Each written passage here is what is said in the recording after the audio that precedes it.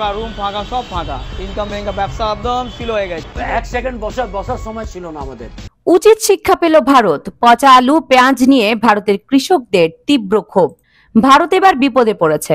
ভারতের কাছ থেকে পেঁয়াজ না কেনার কারণে ভারতের কৃষকেরা না খেয়ে মরছে। তাদের পেঁয়াজ এবং আলুগুলো পচে যাচ্ছে। আপনারা দেখতে পাচ্ছেন রাস্তার মাঝখানে তারা ফেলে দিচ্ছে। এমনকি ভারতের কৃষকরা আন্দোলন শুরু করে দিয়েছে, যা আপনারা স্ক্রিনে দেখতে পাচ্ছেন। বাংলাদেশে তাদের আলু পেঁয়াজ রপ্তানি বন্ধ হওয়ার কারণে এভাবে বস্তায় বস্তায় আলু এবং পেঁয়াজ রাস্তায় ফেলে বিক্ষোভ করছে ভারতীয় কৃষকরা। এমনকি বিজেপি নেতা শুভেন্দুর বিরুদ্ধে তারা আন্দোলন নেমেছে। লাগাতার বন্ধ করে ওদের আলু পেঁয়াজ কি করে খায় আমরা সেটা দেখিয়ে দেব। বাংলাদেশের ব্যবসায়ীরা আলু পেঁয়াজের আমদানি বন্ধ করার কারণে পথে বসার মতো অবস্থা হয়ে গিয়েছে তাদের। দেশের মধ্যে তারা পাচ্ছে না এসব আলু পেঁয়াজের ন্যায্য দাম। আর কৃষকেরা কিভাবে রাস্তায় নেমে আন্দোলন করছে তা তো আপনারা দেখতেই পাচ্ছেন। এ সকল কৃষকেরা বলছে আলু পেঁয়াজ বাংলাদেশে রপ্তানি করে তারা এসবের ন্যায্য মূল্য পেত, কিন্তু এখন বাংলাদেশের রপ্তানি বন্ধ হওয়ায় তারা এসব পণ্যের ন্যায্য মূল্য পাচ্ছে না। আলুর যে দাম কৃষকরা পাচ্ছে না, 2.5 টাকা 3 টাকা করে তারা হচ্ছে ফসলের দাম পাচ্ছে।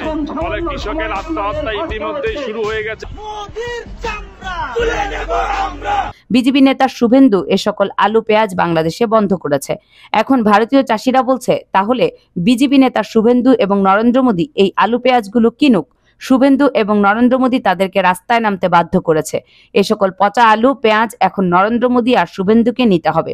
তাদের এই পেঁয়াজ এবং আলু না কিনলে তারা অনির্দিষ্টকালের জন্য এই আন্দোলন চালাবে। তবে এই খবরগুলো ভারতীয় মিডিয়া বাইরে ছড়াতে দিচ্ছে না।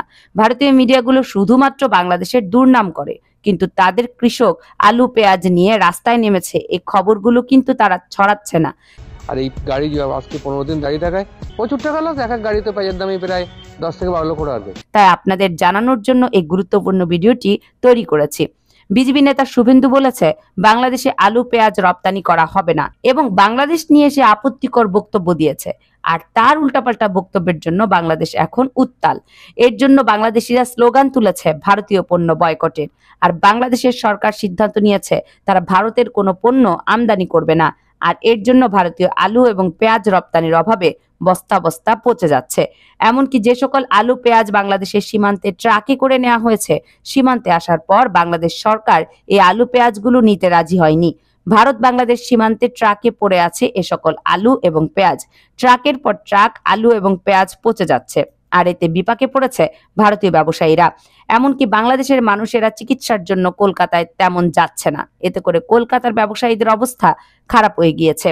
তারা নিজেরাই বলছে যে তারা না খেয়ে মরে যাবে। তবে সুখবর হচ্ছে বাংলাদেশের কৃষকেরা এখন আলু পেঁয়াজ উৎপাদন করছে। ভারত থেকে পেঁয়াজ আমদানি করার তাদের কোনো প্রয়োজন নেই। বাংলাদেশ প্রচুর পরিমাণে পেঁয়াজ ভারতের কাছ থেকে আমদানি করত। আর এতে করে ভারত অনেক দাদাগিরি দেখাতো। বাংলাদেশকে কন্ট্রোল করার অন্যতম একটা মাধ্যম হয়ে উঠেছিল ভারতের পেঁয়াজ। পেঁয়াজ নামের এই অস্ত্র দিয়ে নানাভাবে বাংলাদেশকে চাপে রাখতো ভারত। তারা হুটহাট করে পেঁয়াজ রপ্তানি বন্ধ করে দিত। তবে 5ই আগস্ট শেখ হাসিনার পতনের পর পেঁয়াজ আমদানিতে ভারতের বিকল্প হয়ে ওঠে চায়না। এছাড়া এই তালিকায় রয়েছে পাকিস্তান এবং তুরস্ক। অন্যদিকে দেশে বিনা, নাসিক এবং 53 এবং বিপ্লব জাতের পেঁয়াজ উদ্ভাবিত হয়। আর এই পেঁয়াজগুলো সারা বছরই আবাদ করা যায়। ইতিমধ্যে এই জাতের পেঁয়াজ লালমনিরহাট সহ সারা দেশের বাজারে উঠতে শুরু করেছে। নতুন উদ্ভাবিত এই গ্রীষ্মকালীন পেঁয়াজের কারণে ভারত থেকে আর পেঁয়াজ আমদানি করতে হবে না। ভারতের কাছ থেকে পেঁয়াজ না কিনলে ভারতের অবস্থা একেবারে খারাপ হয়ে যাবে, কারণ বাংলাদেশের কাছে টাকা রয়েছে। বাংলাদেশ যে কোনো দেশ থেকে পেঁয়াজ কিনতে পারে। বাংলাদেশকে পেঁয়াজের ভয় দেখিয়ে এখন নিজেই বিপাকে পড়েছে ভারত। চীন এবং পাকিস্তানের পর বাংলাদেশ সব থেকে বেশি পেঁয়াজ উৎপাদন করে থাকে। এছাড়া বাংলাদেশে প্রচুর পরিমাণে পেঁয়াজ আমদানিও করে থাকে।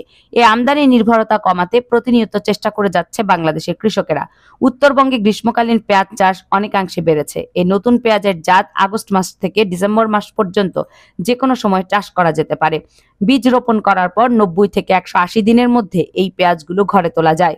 প্রতি হেক্টর 12 মেট্রিক টন পেঁয়াজ উৎপাদিত হয়। এই জাতের এক একটি পেঁয়াজের ওজন 100 থেকে 150 গ্রাম হয়ে থাকে।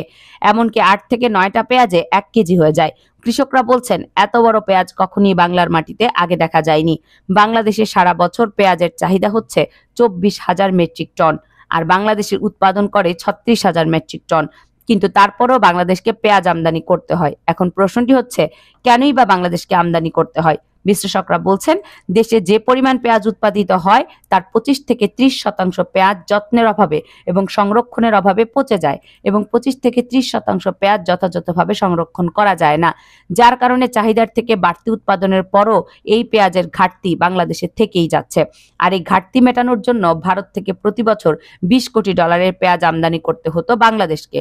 তবে বাংলাদেশকে নতুন করে আশা জাগাচ্ছে এর নতুন গ্রীষ্মকালীন পেঁয়াজ, যেটা সারা বছর চাষ করা যাবে, যার কারণে বাংলাদেশকে আলাদা করে পেঁয়াজ আমদানি করতে হবে না। আর ভারতও কথায় কথায় পেঁয়াজ নিয়ে দাদাগিরি দেখাতে পারবে না।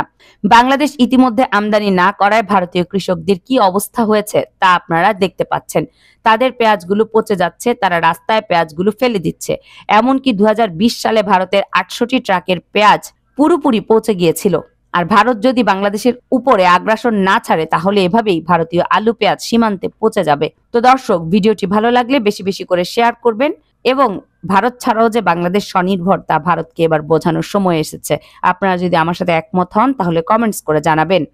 কামরুন নাহার রাখি, কেয়ানার মিডিয়া।